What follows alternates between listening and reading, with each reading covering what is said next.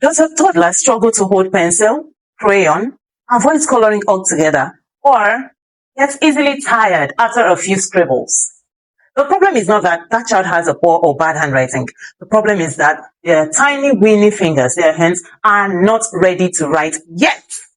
You may ask, how then can I help this child write better?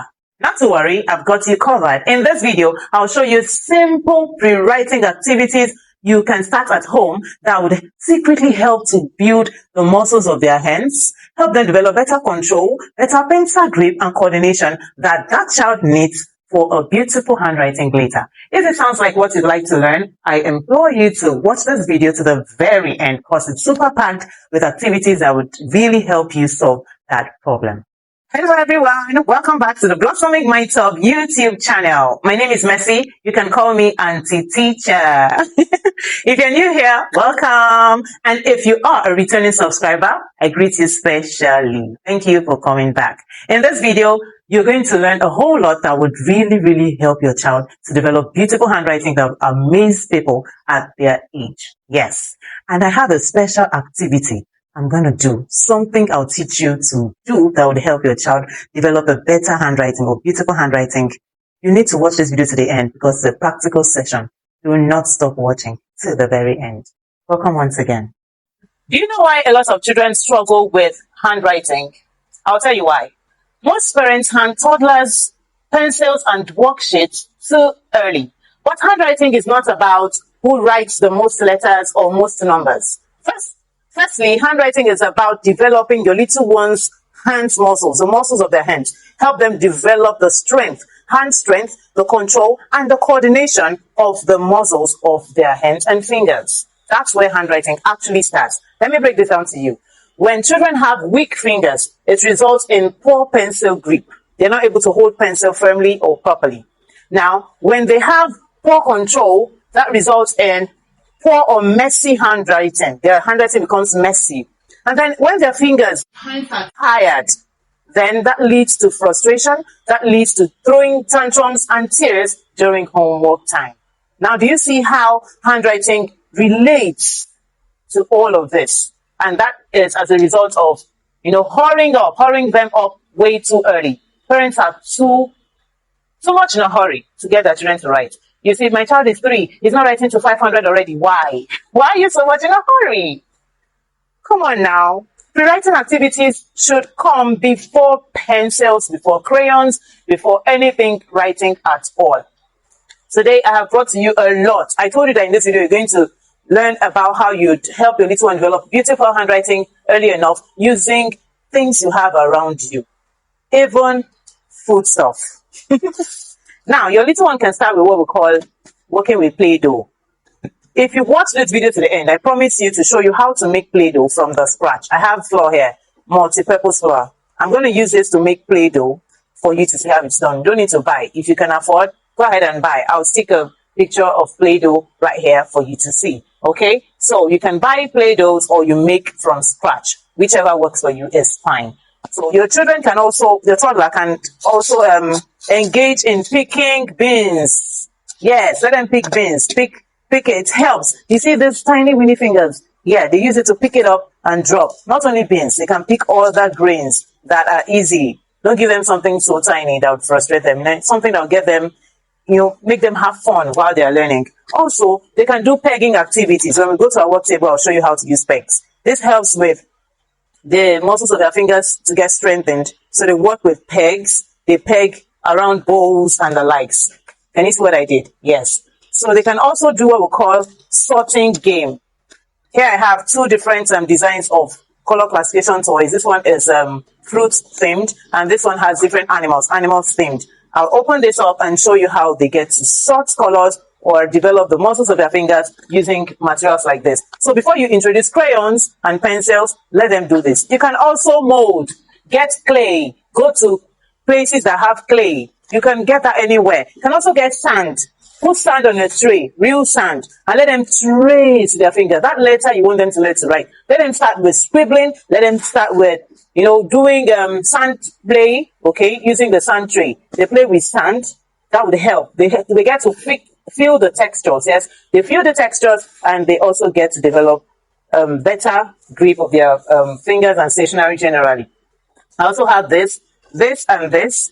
All of these learning materials, ready-made materials, are available on the Blossoming Minds Hub online store. You can get them from there, either on Instagram or on Facebook, whichever platform works better for you. I'm going to show you how the content of this. I'll open it up and show you. Then I'll show you how you can use this to help your little one develop better pencil grip and beautiful handwriting. This as well. So keep watching as we learn more about this concept of pre-writing activities. Can you forget worksheets for a minute? And let's talk about how you can use day-to-day household items to teach your little one to write without actually writing. Yes. So remember that I told you about beans. Speaking of beans, yes, you can also have sand on a tray and they get to trace. You know all those patterns that we use while writing, while forming letters or numbers, the strokes, the slanting lines, the curves, anti-clockwise, clockwise directions, the zigzags, the spiral lines, all of those patterns that are used in forming letters and numbers. They can practice them on a sand tray first. You can use sand, you can use flour, you can use any other edible household ingredients, yes, food ingredients that you have, and they get to use their fingers to trace along. There's a lot of skill. They're developing a lot of skills while doing this. They develop hand-to-eye coordination, okay? They develop the sense of touch, yes, textures, different textures. They explore different textures. Their attention span, focus, and concentration will also be better developed as they do all of this. So you can model it to them. I want us to trace just a stroke down, straight line down with the finger. Do after me. And they do that. Stroke line down. Okay, now let's do slanting line. Not all of them at the same time. 5 minutes, say just slants and strokes only. Another day you practice zigzags. Another day you practice clockwise curves, clockwise curves. Another day you practice anti-clockwise curves. And like that. Zigzags another day. So that when they actually start writing, they can relate all of those writing activities you did on the tray to the actual writing on worksheets or their notebooks. Okay. They can also do pouring activities. Pouring activities. Right? So you can get a jug, fill it with water, or halfway with water, get a cup. Safe materials, no glass cups or breakable materials. And they get to pour. They pour. You teach them the vocabulary, the words that are peculiar to that activity. Oh, do not let the water spill.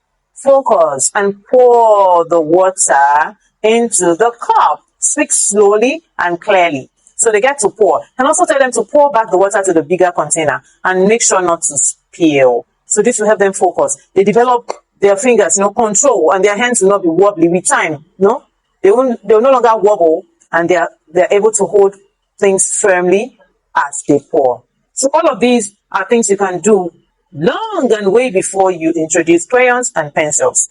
Okay, you can also have masking tape or a string, tie it to somewhere on the wall, right, and put colorful balls or building blocks.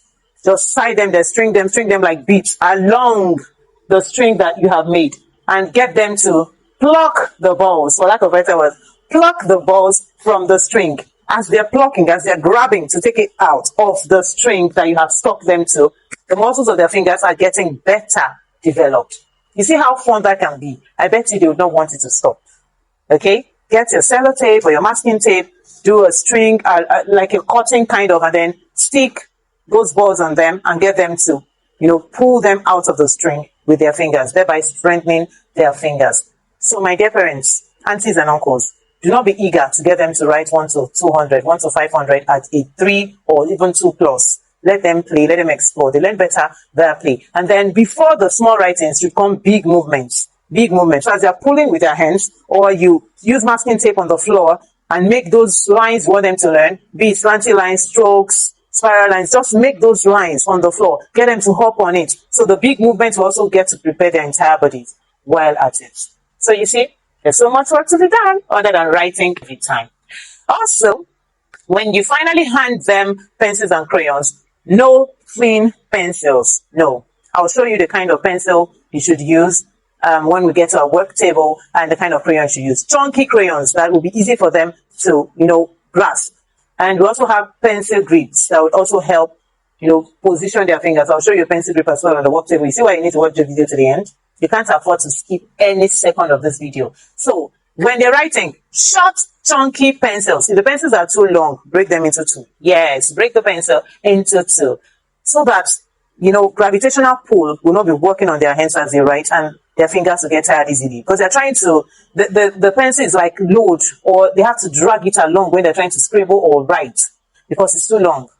So chunky and short works better and helps build their writing confidence. And then when it comes to crayons as well, short and chunky crayons work better.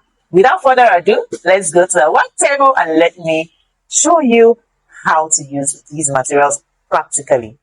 Keep watching. Welcome to the practical segment of today's video. Here I have my pencil grips, different colors, and I have my pencils. I like to use this kind of pencil for my child because it really helped with his pencil grip. Can you see the tip of the pencil? Triangular. So he's older, that's why I moved his pencil from the very chunky ones. I no longer have the chunky pencils at home to this, because it's older. I had to even move to the triangular type because this also helps them grip better. So can you see? The three fingers actually grip will easily fit into this kind of pencil that has triangular tip. So if you want them to use pencil grip, if their grip is not good enough, just pass the pencil through this hole right here, till it comes out from this way to the other side. Fit it in firmly, like I'm doing. And when you're done, they get to place, watch this, pencil in between the thumb and the pointer finger. Then the thumb and the pointer finger fits into here. And then the middle finger goes in here and they write. It will help to control their grip of the pencil and how they write. So this is also a game changer. My baby used it when he was learning to write. Okay, when you're done, you return the pencil grip to position. Yeah, I also broke one of his pencils into two when I saw that he was struggling with long pencil. And that's why we're having this very short one. Looks small in my hands, right? But for younger children, it's perfect. Children 2+ or 3 years can use this comfortably. It's not too short, okay? Or just halfway this way. Something from here to here is also perfect for the length of their pencils. Now, we have what we call twisters. Twisters help with pencil grip. Look at this. So when a child wants to sort this color, let's do some color sorting game. This is a color sorting material I said you can get from the Blossoming Minds online store. So with this color sorting material, they get to inspire purple, red, blue, yellow, green, and orange colors. And they get to do what we call problem solving. Their critical thinking skill, problem solving skill will also be developed, and control of error. If they pick this blue bear and blue bunny, I want to place it in yellow, they'll be like, oh, it's not the same color. This looks different. Okay? They'll figure it out. Don't try to do it for them. So they have to pick it up and drop it. Match it to the right color. This twister, encourage them to use the twister. They pick up the orange bear, like that, and put it in the right cup. So by the time they keep doing this, identifying the colors, sorting the colors, encourage them to use the twisters. They get to pick it up with the twister. Look at this yellow bird, drop it right there, and they're good to go. So all of these activities would help improve their pencil grip, strengthen the muscles of their fingers, fine motor skill better developed, and way before they start to write, they have very good control of stationery. And that way they would not struggle with writing. I also have this learning material right here, where they get to either go fishing or use twisters as well. So twister right here again, for them to pick up the bees and then place them here. With this learning material, they also learn to identify and identify shapes and sort them according to their colors right here, like I have. Look at it. So they identify shapes, they sort it, and they also use the twisters to place the bees where they belong. And with the fishing hook, look at my fish. With the fishing hook, they pick and drop the fish in the mold. So this is so much fun for them to work with. This is magnetic. Yeah, it just picks up the fish and they get to drop it. These are ways to develop the muscles of their fingers without breaking a bank. Okay, and there I have my chunky crayons. Remember, no slim crayons yet. Chunky crayons. Chunky crayons for them to easily grasp and work with. And I have this one. This pottery wheel is a game changer when it comes to creativity and developing of the muscles of the little one's finger. The content is beautiful. Look at this. Real clay, 2 packs. I have cutters and shapes. These are paints as well for a little one to work with. You wet the paint, put water, and then it gets to mold and form different items. Look at the wheel, the pottery wheel. So with the pottery wheel as well, you do all of these activities and much more while working with it.